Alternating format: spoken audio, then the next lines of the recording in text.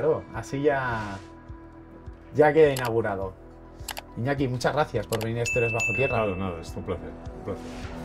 ¿Qué te ha parecido este sitio cuando has bajado las escaleras? Bueno, no me he dado mucho tiempo a que me parezca gran nada. 7 escalones y me encuentro aquí. Muy bien, el sitio tiene gracia, es bonito, me parece muy majo.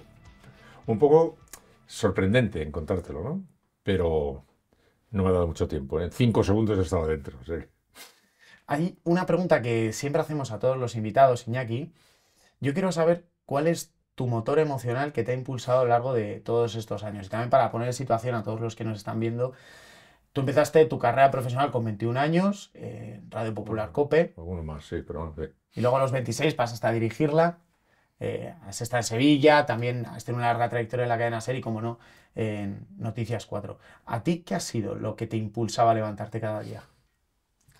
No sé, tal vez, bueno, como decía Einstein, la curiosidad, tal vez. Mira, no sé, Nikos Kazantzakis, que es un escritor muy importante, muy famoso, decía que le importaba sobre todo el hombre, y más que el hombre, el fuego que mueve al hombre. Es decir, que él trataba de averiguar lo que estás tú preguntándome a mí. ¿Cuál es el motor? El fuego que mueve al hombre, ¿no? Y yo creo que a mí lo que me ha inspirado más curiosidad es tratar de localizar precisamente el fuego que mueve al hombre. Me parece un misterio cada ser humano. Somos bichos rarísimos, ¿no? Y sin embargo, cada uno de nosotros tiene una riqueza, un tornasol enorme de lo malo, de lo bueno, de lo regular. Y tiene, efectivamente, tiene una especie de fuerza motriz, de curiosidad. Posiblemente, ya digo, la curiosidad y de una manera más primaria la necesidad de sacarme la vida adelante. Yo soy de familia modesta, a mí no me pudieron mis padres dejar una herencia, yo empecé a moverme sin otra cosa que mis propias capacidades. Y entonces yo luchaba básicamente para ganarme la vida, para encontrar un sitio. Y durante mucho tiempo me parecía imposible. Decía, llegaré yo un día a disponer de posibilidades para organizarme mi vida, para tener un piso, para poder casarme, para poder tener hijos. Pues ya digo, por un lado, de una manera más intelectual sería la curiosidad o esa búsqueda del misterio de cada ser humano, y por otro lado, la búsqueda de la supervivencia de la vida, salir adelante, lo que se decía, ¿no? Salir adelante. Yo creo que esas dos cosas, básicamente. Y en esta supervivencia, Iñaki, ¿ha habido alguna persona que te ha acompañado todos estos años? Bueno, muchas, muchas. Date cuenta que yo tengo muchos años y por lo tanto toda mi vida está acompañada de muchas presencias, algunas menos importantes, otras muy importantes, algunas trascendentales. Y han sido trascendentales en mi familia, mis padres, que fueron un motor, que todavía lo siguen siendo, que ya murieron, y mis mujeres. Porque yo tuve una mujer que murió y tengo otra mujer que es la que ha sacado adelante a mis hijos y a mi familia. Y yo creo que estos han sido mis padres y luego mis mujeres, mis dos mujeres, ¿no? Ha sido el gran apoyo que yo he tenido en mi vida. A lo largo de tu carrera profesional, Iñaki, eres muy conocido también por esas entrevistas a presidentes del gobierno, pero ¿ha habido alguna entrevista que te has quedado con ganas de hacer? Sí, bueno, claro. A mí me hubiera gustado entrevistar al rey Juan Carlos. Ujú. Durante algún tiempo, además, yo tuve oportunidad de tener bastante relación, puesto que fui durante varios años a los primeros viajes hacia el rey, viajamos todo el mundo entero, con un grupo de periodistas que entonces no era muy numeroso, y entonces yo tenía cierto acceso, digamos, como otro, pero él nunca concedía entrevistas. Y luego yo me quedé también con la ganas de entrevistar al jefe de ETA. Me hubiera gustado entrevistar Al jefe de ETA. al jefe de ETA, sí. Y un día Pedro J. Ramírez consiguió entrevistar a un jefe de ETA. O sea, creo que fue por preguntas enviadas que respondía también, ¿no? Enviada. Y se organizó un follón imponente entre España. Eso no se puede hacer y tal. Y decía yo decía, claro que se puede. Yo lo he estado intentando, solo que no lo he logrado, y él sí lo ha logrado. Se podía discutir luego cómo debía hacerse esa entrevista, cómo no podía hacerse, si estaba bien o mal. Pero yo hubiera querido entrevistar, hubiera querido encontrarme con el jefe de ETA para ver cara a cara a quien estaba haciendo todas aquellas barbaridades, cómo las entendía, cómo las justificaba, cómo se las justificaba a sí mismo. Y luego el rey. Y luego también tuve, como fallida en general, he estado en posiciones profesionales bastante notables que casi siempre tenían muy fácil de acceso a la gente para ser entrevistado. Pero a mí me dio calabazas Alicia Koprovich, como a todos, que era una chica que todos queríamos alguna entrevistar, era un caso muy misterioso. Misterioso no, chicas que no habían salido nunca, eran súper ricas. Y yo le pedí una entrevista como todos los demás de España, y me dijo que no, como a todos los demás de España. Pero me mandó una carta escrita a mano, con una letra muy, muy, muy como de niña y tal, hombre, que me decía que no, pero que me seguía con afecto y que, hombre, que sí le gustaría por lo menos que nos conociéramos y tal. Y nos conocimos, fuimos a tomar té y estuvimos ahí. Bueno, pero ese fue un plantón, digamos, profesional directo de quien no concede nunca entrevistas. El rey no concedía nunca entrevistas, al menos aquí, porque entrevistaba luego, le entrevistaba a lo mejor una periodista francesa o una periodista en inglés, ¿eh? Y un jefe de ETA, como te digo, que lo intenté como muchos otros, pero no lo logré. ¿Y a ti personalmente cuál ha sido la entrevista que más te ha impactado? ¿De las que he hecho en mi vida? Sí. Hombre, he hecho tantas que no sé, ¿no? Hay de muy distintos tipos. Hombre, pasó a la historia como entrevista política la que le hice a Felipe González en el año 96 en Televisión Española, en la primera cadena, porque fue un momento especial con el caso Gal reventando. Aquella entrevista tuvo un impacto tremendo, para que se haga una idea del impacto que tuvo, por la circunstancia, ¿no? Porque la circunstancia tenía todo el país en vilo, y aquella entrevista tenía una fuerza tan colosal que una entrevista de media hora en televisión a las 9:30 de la noche tuvo 8 millones de espectadores. 8 millones, una entrevista política. Vaya tela. El partido de fútbol del otro día, España-Brasil, tuvo 3,5. Sí. No, no. Digo, aquella por la circunstancia, se estaba dando una circunstancia explosiva en España, que aquella entrevista Felipe González tuvo una fuerza colosal, ¿no? Pero luego yo he hecho muchas entrevistas que me han impresionado mucho.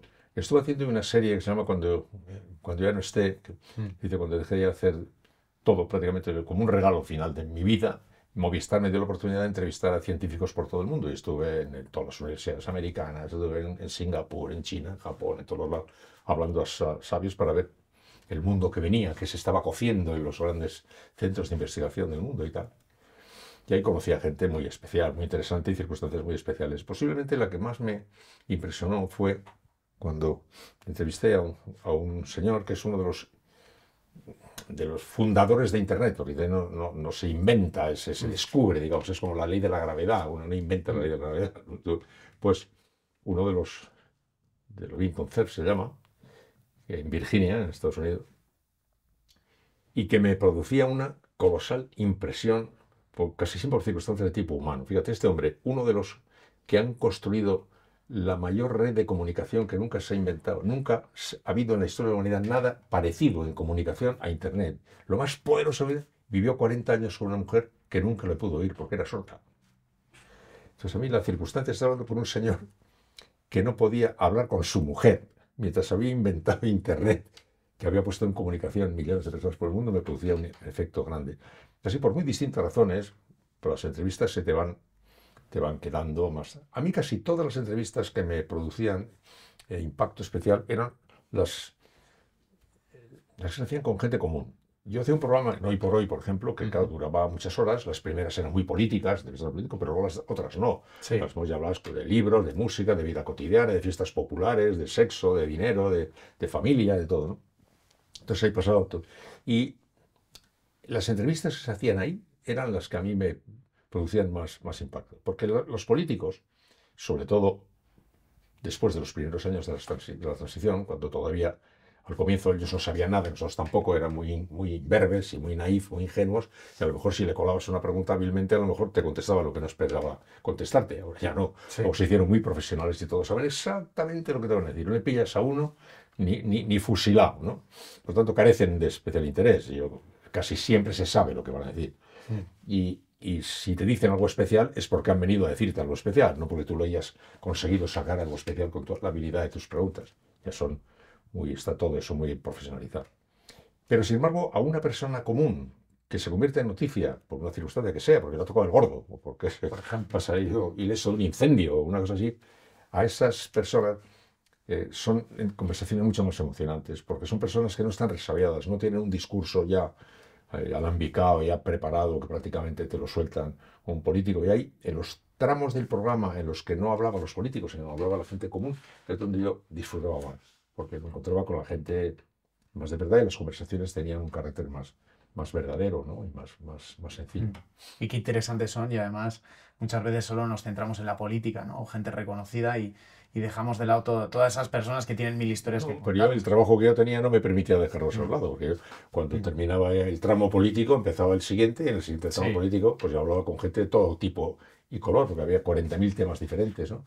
Y entonces ya pasaba otro tipo de gente, ¿no? Mm. Y ahí de la gente que pasaba en esos tramos se producían muchas veces emociones grandes, emociones y sorpresas y cosas muy deslumbrantes, ¿no?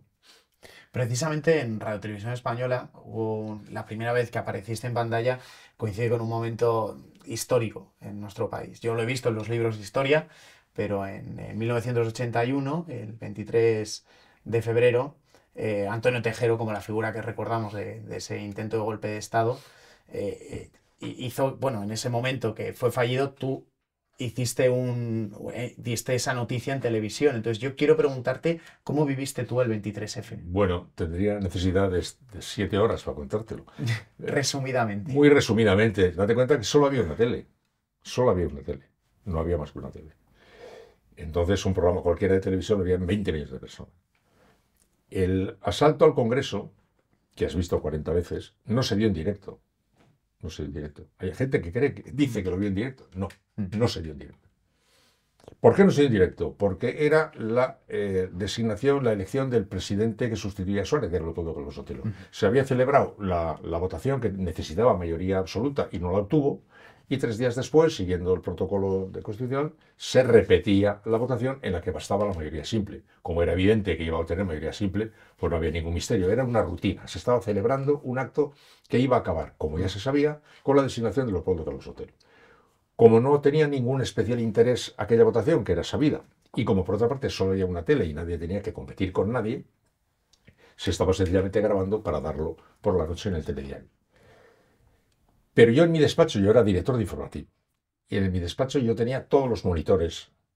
Tienes todo, el despacho tiene todos los monitores. El que está grabando Eurovisión, el que está grabando un partido de fútbol que se va a no sé qué, el que está recibiendo señales de un tipo y de otro, y el que estaba también ofreciendo la señal para ser grabada y ser emitida después en el Claro, lo telediario. estabas viendo en directo. Yo lo estoy viendo en directo. O sea, salvo los que estaban en el Congreso, nadie lo vio en directo, menos yo. Entonces, cuando yo vi aquello, pues me has pedido que te resuma y te lo resumo enseguida. Tú has visto esa imagen muchas veces. Bueno, imagínate que la ves sin saber cómo acaba. Porque tú cuando lo ves ya sabes cómo acaba. Sí. Sabes que hay tiros, luego le tiran al otro, sigue pim, pam, pam, pam, pam, y luego salieron, se acabó, no pasó nada y tal. Pero en aquel momento nadie sabía cómo iba a acabar aquello. Tú imagínate que estás viendo en directo eso, ráfagas de ametralladora, ves que se caen los diputados, no sabes si se están escondiendo, están caídos abatidos por los disparos, no sabes nada, ni sabes cómo acabar, ni cómo va a acabar, ni nada, ¿no? Con eso yo creo que te puedo responder. La escena que has visto, imagínatela que se produce sin saber qué está pasando ni qué va a pasar, y es un estremecimiento que todavía hoy, son imágenes que todavía hoy impresionan, pues fíjate en ese contexto. De ahí en adelante ya, las siguientes horas son para escribir 12 libros, de manera que ya con eso ya no te cuento más. Pero pasaste miedo. Hombre, claro que pasamos miedo. Nosotros te cuenta que después de aquel asalto al Congreso vinieron los tanques a Televisión Española. Fuimos nosotros ocupados, llegaron los soldados en uniforme de campaña a Televisión Española. Pues sí, ya digo, sí, se pasó de todo. Pasamos miedo, vergüenza, la sensación de que se acababa el... Hacía muy poco iniciado el proceso democrático, que aquello volvíamos a las andadas, que a saber cómo íbamos a acabar nosotros aquella jornada, si en la cárcel, muertos, o qué, ¿no? Iñaki, ¿en esa jornada tuviste presiones? ¿De quién? A la hora de cuando pudiste contar a los españoles lo que había ocurrido. No había presión. No, decidimos hacerlo y lo hicimos. O sea, cuando se fueron los soldados y decidimos salir a contar que habíamos sido ocupados, no había ni presión ni opresión. El director de la Radio Nacional, el director de televisión, yo que era director de informativos, el director general, decidimos pasar a informar, y entonces pues pasamos a informar y no había en aquel momento una especial presión de nada. La presión del momento, claro, que era brutal, pero no había mucho más de particular ahí. Iñaki, de hecho, en el Congreso, en la actividad parlamentaria y también para acercarlo un poco a la gente que nos está viendo, yo quiero hacerte una pregunta de si hay más o menos crispación política que antes. Pero antes quiero enseñarte un vídeo, ¿vale? de una de las sesiones de control al gobierno hace apenas unas semanas en las que Jaime Santos, el diputado popular, hacía una pregunta a Ana Redondo, la ministra de Igualdad. Señoras y señores socialistas, señores de Sumar, ruéguenle a la señora mujer del presidente que deje de traspasar fronteras. Muchas gracias. ¡Vergüenza! ¡Vergüenza! ¡Vergüenza! ¡No se puede! ¡No se puede! ¡No se puede! ¡Vergüenza mezclarlo todo! ¡Vergüenza mezclarlo todo! ¡El negacionismo mata! ¡El negacionismo mata! Y ustedes son cómplices, cómplices de ese negacionismo. Y llevamos 48 horas terribles, terribles, de violencia de género, de violencia machista, terribles.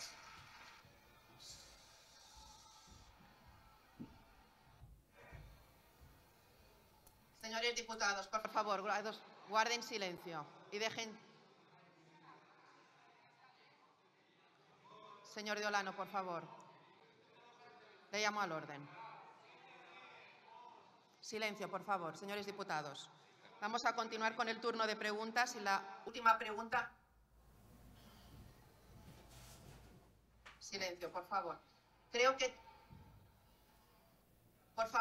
todas y todos debemos hacer una reflexión. La gente que nos está escuchando, los ciudadanos a los que servimos, no se merecen esto.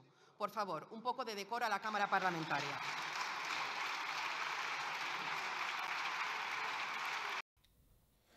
¿Hay más o menos crispación política que antes? Bueno, ha habido siempre bastante tensión y ha habido momentos de aguda tensión, pero nunca se había envilecido, ¿no? Ahora se ha envilecido esto. O sea, ha habido momentos, se han dicho barbaridades a lo largo de todos los tiempos, a todos, ¿eh? A Suárez ahora se le tiene muy honrado, pero a Suárez le sacudieron, pero de verdad, a todos, a Felipe, al otro, a todos, a Aznar. Se han dado muchas veces leña, pero ahora se ha envilecido el sistema. Se ha envilecido porque además hay como si fuera una media España que no considera España a la otra media España, con lo cual este es un follón. Ahora mismo al pasar camino aquí veía en un partido que ponía España no se rinde. Digo, pero España no se rinde ante qué no se rinde. Es que esto se ha envilecido mucho y se ha puesto muy peligroso. Se ha puesto extremadamente peligroso, porque hay una descalificación de los demás como si mejor que no estuvieran. Es decir, como si debieran iros, ¿no? Cuesta bastante observar sin dolor hasta dónde hemos llegado, ¿no? Date cuenta que los que suspiramos porque se produjera la llegada de la democracia, cuando Franco se murió yo tenía 33 años y 3 hijos, era un adulto joven, pero un adulto, con hijos y con responsabilidad. Habíamos estado soñando mucho tiempo la llegada de la democracia. La llegada de la democracia no venía naturalmente envuelta en nubes de algodón, pues fuera Disneylandia. Sabíamos que tenía que haber mucha tensión y la hubo. Y cuando ha habido mucha tensión, nos hemos enfadado, pero ha ido pasando. Pero ahora se ha envilecido mucho. Y se ha envilecido peligrosamente, porque sería cosa ya de hablarlo más detenidamente y con más profundidad y mirando más todas las esquinas de un asunto que es muy tornasolado, pero está lamentable, vamos, lamentable y repugnante. ¿Pero hacia dónde vamos, Iñaki? Porque yo, por ejemplo, he nacido ya en la Unión Europea, con derecho a un pasaporte que te permite dar la vuelta al mundo y con derecho a votar a los 18. ¿Todo esto lo podemos perder? Tú sabrás.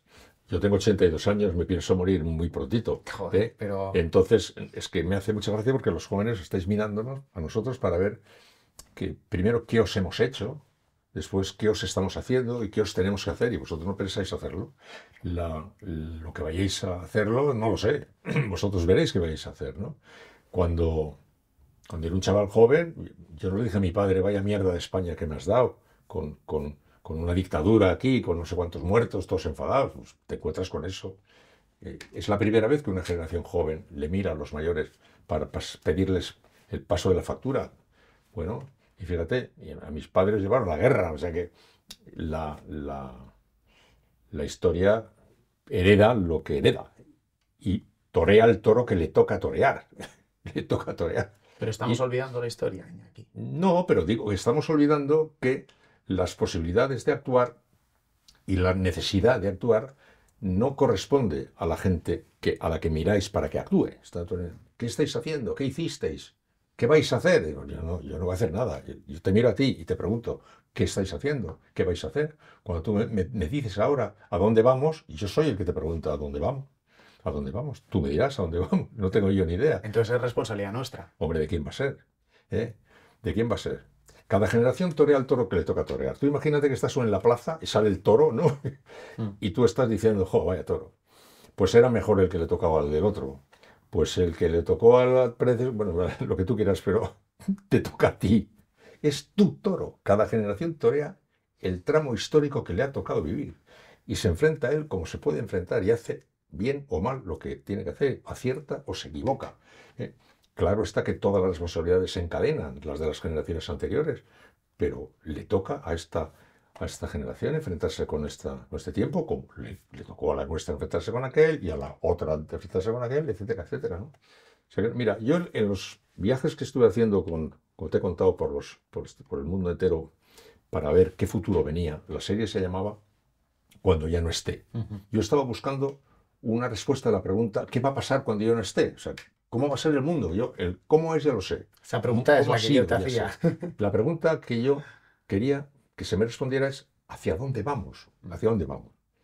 Pues todos los científicos a los que entrevisté, todos ellos me devolvieron la pregunta, como diciendo, ¿y a mí qué me dice usted a dónde vamos? Yo qué sé a dónde vamos. O sea, yo le puedo decir a usted lo que la ciencia le va a dejar a usted encima de la mesa, lo que la ciencia le va a posibilitar en el terreno genético, en el terreno cuántico, en el terreno... pero yo no le puedo saber qué va a hacer la sociedad con eso. Porque un cuchillo sirve para partir el pan y para clavárselo en el corazón a un ser humano. Y la energía atómica sirve para todo, y depende del uso que se haga, ¿no? Y de ahí entonces vine y cambió un poco mi mirada, porque al volver, cuando me preguntaban, ha sido a buscar respuesta a la pregunta ¿qué va a pasar? Y me di cuenta que llevaba una pregunta equivocada, porque la pregunta no es qué va a pasar, la pregunta es qué vamos a hacer. La pregunta es qué vamos a hacer. Y preguntar qué va a pasar es preguntar como un niño que está esperando que un fenómeno que no controla, un fenómeno meteorológico, va a llover, no va a llover, para un terremoto, pero esto no es así. Y los científicos se enfadaban un poco conmigo cada vez que les preguntaba a todos qué va a pasar. Y me decían, no sé qué va a pasar, yo sé con qué circunstancias se va a encontrar el ser humano, que le va a obligar a hacer reflexiones profundísimas, de tipo jurídico, de tipo ético, de tipo político, de tipo social, en función de qué respuesta se dé. Pues hará una cosa u otra, pero yo no sé qué va a hacer.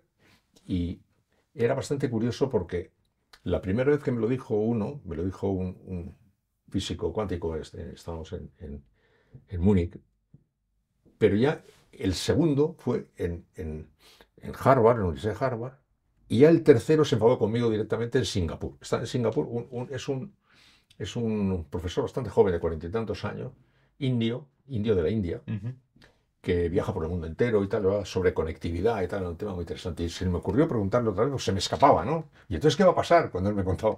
Y se enfadó conmigo. Mira, usted, no me fastidie con qué va a pasar. Y entonces él me cuenta, tú imagínate que estás en Singapur con un señor y te dice, usted viene de España, ¿no? Sí. ¿Usted sabe que en España hay un hospital en la ciudad de Sevilla, se llama Virgen del Rocío? Sí, sí, lo sé perfectamente. Y sabe, de Singapur de muy alto. Pues allí ha habido un descubrimiento médico que ha sido una gran proeza, que permite a una mujer que daba a luz a un niño, que el niño que nacía, con la placenta del niño que nacía, se curaba un hermano. Era un lío de estos, ¿no? Yo conocía la noticia que os había dado en España. Y dije, sí, lo conozco. Y dice, pues ¿sabía usted que casi al mismo tiempo ese mismo fenómeno se pudo lograr en otro centro, en una universidad de Arkansas, no sé dónde, Estados Unidos? Sí.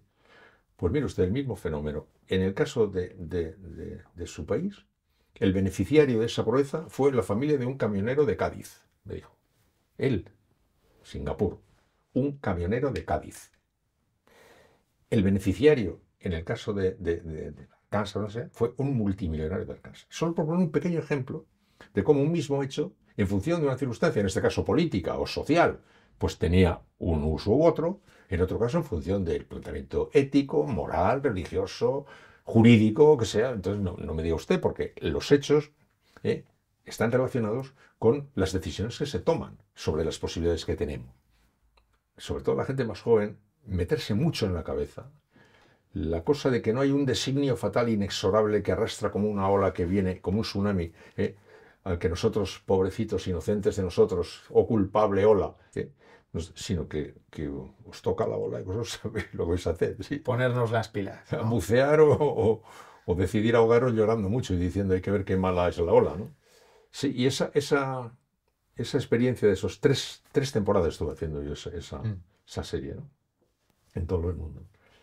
Y era tan unánime la respuesta de todos que me causó bastante impacto y te respondo así, ¿no? En la misma manera que ellos me decían, no se puede negar la importancia extraordinaria de lo que se arrastra, pero hay que aceptar que ese es el tramo de vida que te ha tocado, no tienes otro tramo más que este. No puedes empezar a estar en una esquina diciendo, pues no me gusta el tramo de vida que me ha tocado ya, pero es que es el que te ha tocado, es el tuyo y es el que tú tienes que gestionar, como eres tú el que debe torear ese toro que es el tuyo, aunque sea peor que el del otro y que no te guste nada. Y esta es la respuesta a la pregunta y eso, como digo, me pongo un poco seguido porque a mí me impactó mucho la coincidencia de tanto científico en una respuesta cuando yo buscando una pregunta muy parecida a la que tú me has hecho. Esa pregunta que es difícil de responder. Y aquí también teniendo en cuenta el contexto en el que vivimos. Se ha visto en la invasión de Ucrania, se ha visto ahora en la Franja de Gaza, llegan muchísimas fake news.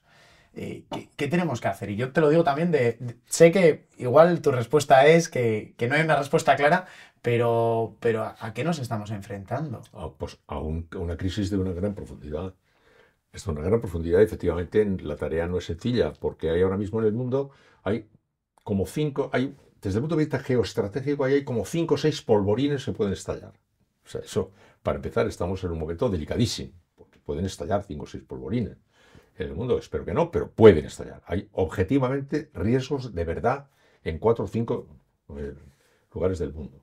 Hay problemas importantes con el cambio climático, hay problemas importantes con la desigualdad, hay problemas importantes con muchas cosas que están armándole un lío grande a la gente que no sabe dónde tiene que vivir. Lo decía Ignacio Ramonet, que fue director del Monde Diplomatique, decía que es que no es una crisis, es un haz de crisis, es un conjunto grande de crisis, no es una era de cambios, es un cambio de era.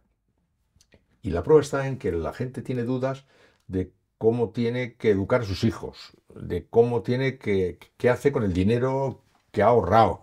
No tiene respuestas para las cuestiones más directas de su aplicación en su vida, porque está inmersa en un mar de confusión extremadamente complejo. Y es así, extremadamente complejo. Más luego las fake news que están llenándolo todo y que han venido para quedarse. Las fake news han venido para quedarse. Entonces, no se trata de saber cómo se vence a eso, sino cómo se vive con eso, cómo se vive, creando bolsas de solvencia, construyendo territorios de solvencia. Tú tienes que construir un territorio de solvencia, yo construyo otro, ese señor otro, ese señor otro, ese señor otro. Y el mundo, que tiene muchas fake news, y siempre las tendrá, aunque las policías lucharán y tú lucharás, yo lucharé, pero seguirá siendo imposible en este enorme mundo abierto que es Internet, pero ir estableciendo posiciones en las que el juego decente, el juego limpio, la información correcta, la información exista también y que la gente pueda encontrar yacimientos de agua potable, ¿no? Puede encontrar yacimientos de agua potable. Esa es la cosa. Y las soluciones profundas y totales a la humanidad están fuera de nuestro alcance, pero tú puedes construir un territorio de decencia vital que se convierta en un pozo de agua potable. Y si muchos lo hacen, pues el mundo, además de fake news, que las habrá, date cuenta que desde que haya con Internet, la oferta es a la totalidad. O sea, tú ahora puedes, no sé, repasar los libros de la biblioteca de Alejandría o fabricarte una ametralladora en tu casa. Con Internet. Por eso quiero decirte que eso ya ha venido para quedarse. Esa realidad total que te permite manejarte por lo mejor, lo peor, lo más peligroso, lo más noble, está ahí. Y va a estar ahí. Por tanto, no se trata de decir, ¿cuándo haremos para que eso ya no esté ahí? Eso va a estar siempre ahí. Y va a haber que aprender a vivir con eso. ¿Y cómo se aprende a vivir con eso? Construyendo determinadas cosas y aprendiendo algunas verdades que la sociedad actual ha olvidado y que me llama muchísimo la atención. Una que es casi una noticia sensacional. El día tiene 24. No tiene más que 24. Igual que en 1217. Igual que cuando estaba Nerón incendiando Roma, 24 horas. Ahora mucho cosas, no, ahora tú haces esto y lo puedes ver cuando quieras. No, yo sigo teniendo solo 24. Únicamente. Aprender a vivir sabiendo que solo se tiene 24 horas va a ser una revolución mental en cuanto la gente se dé cuenta, porque la gente vive sin darse cuenta de que solo tiene 24 horas. Y quiere hacer muchas más cosas de las que caben en 24 horas. Y vive histéricamente, la infructuosa búsqueda de cosas que no caben en 24. Y entonces va a aprender a elegir. Aprender a elegir, que es dificilísimo. ¿Sabes por qué? Es muy difícil elegir. Porque elegir es descartar. Y no queremos descartar. No, para nada. Ahora ya sabes, hay una enfermedad social que ya tiene nombre, el FOMO, el Fear of Missing Out, el temor a perderte algo, que sobre todo en el caso de los chicos jóvenes se ha convertido en un problema psicológico serio, el temor a perderte algo, sobre todo que esté pasando algo en tu grupo y tú no te estés enterando, que estén diciendo cosas en la red que tú no sabes, hay una ansiedad histérica para no perderte nada y para vivir con conciencia de que solo se tiene 24 horas, lo primero que hay que hacer es aprender a descartar. Hago esto y esto no. Esto sí y aquello no. Esto me gustaría, pero no me cabe todo, así que renuncio, priorizo esto, dejo aquello. Cuando el mundo se dé cuenta de eso, si no se ha vuelto loco del todo, empezará a vivir de otra manera. Ya está bastante loco el mundo. Sí, porque se le ha olvidado que el día tiene 24 horas y quiere meter todo ahí. Además, incluso toda la oferta insiste en lo mismo, ¿no? Usted ahora ya puede hacer esto y usted elige cuándo, no, yo elijo lo que quieras, pero con mi día solo de 24 horas puedo elegir muchas cosas, pero no me cabe nada más que en las horas que tengo, ¿no? Y Iñaki, en esta hora que tenemos de las 24 horas, creo que has traído también un objeto, ¿no? Sí, he traído un objeto muy bonito, mira. De la Real. Bueno, aquí somos 3 del Athletic Club, ya te aviso. Bueno, me parece bien, no tengo nada, una cosa fraterna. Real. El día que cumplí 70 años, mis nietas me regalaron la camiseta de la Real. 70. Me hizo socio de la Real mi padre el día que me inscribió en el registro civil. Salí de casa para inscribirme en el registro y aprovechando el paseo de la Real. Así que... O sea, que eres de la Real. Sí, ¿Lo sigues? Qué bueno. Y ha sido un placer tenerte en Historias Bajo Tierra. Yo creo que deja reflexiones que calan, desde luego, y que hacen mucho que pensar hacia dónde nos dirigimos y responder qué es lo que va a pasar, que es tan complicado. Sí, ¿no? sobre todo a las preguntas que estás haciendo, las novedades se van a producir cuando te las hagas tú a ti. Cuando en vez de preguntarle a la gente qué va a pasar, te lo preguntes a ti. Cuando en vez de preguntar a la gente qué va a hacer, te lo digas a ti. Y cuando tú resuelvas qué vas a decir, qué vas a hacer, tú. Porque no hay en este momento una posibilidad distinta de hacer una alteración revolucionaria profunda del mundo, pero caben todos los movimientos, pueden transformar completamente el mundo. Me quedo sin palabras, pero con ganas de ponerme manos a la obra.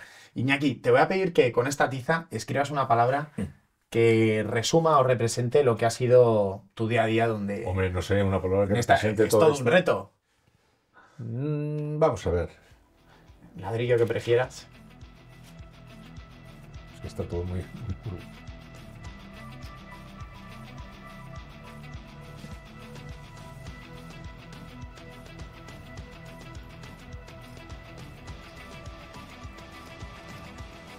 ¿No? Sí. Aprender a descartar. Aprender a descartar. Cuando yo le digo a mis nietas eso de que tenéis que elegir y que por tanto tenéis que descartar, yo a ver, empezar a decirlo.